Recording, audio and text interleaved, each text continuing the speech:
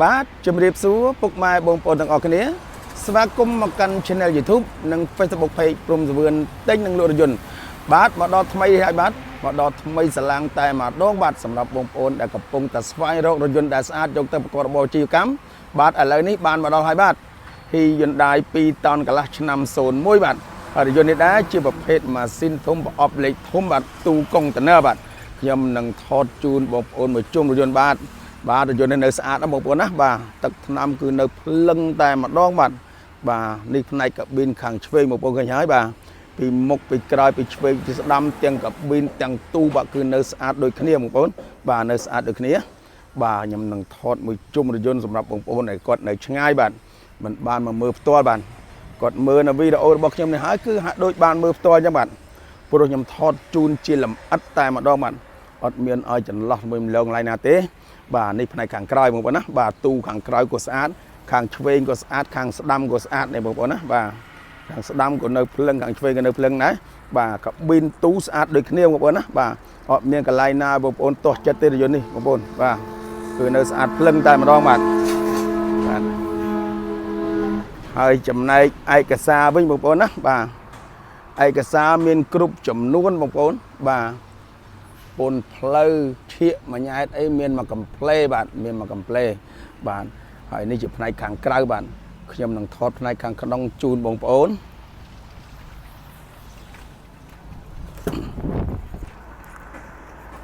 អាវទ្វារនៅភ្លឹងអត់ដាច់អត់ឡាយទេបងប្អូនណាបាទតាប់ឡូននៅសំណុំគ្រប់គ្រឿងបងប្អូនអត់មានបាត់បង់បាក់បែកគ្រឿងទេបាទអាវទ្វារឆ្វេងអាវទ្វារស្ដាំពូកអីសិតទៅនៅស្អាតស្អាតហើយលេងដេករួចជាស្រេចបាទមើលទៅស្រស់ស្អាតមែនតែនបាទស្រស់ស្អាតមែនតែន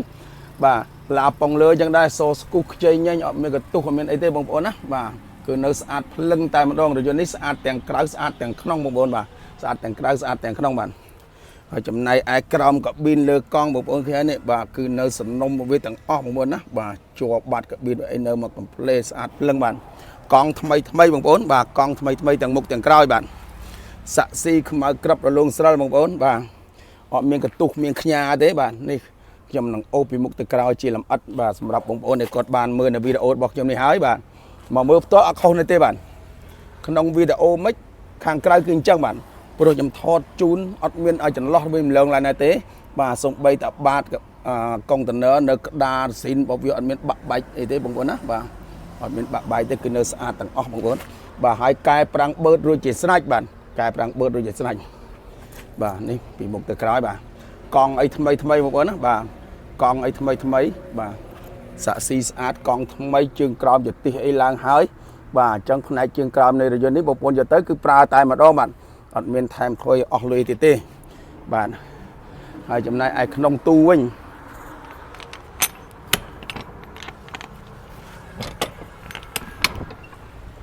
បាទនេះក្នុងទូ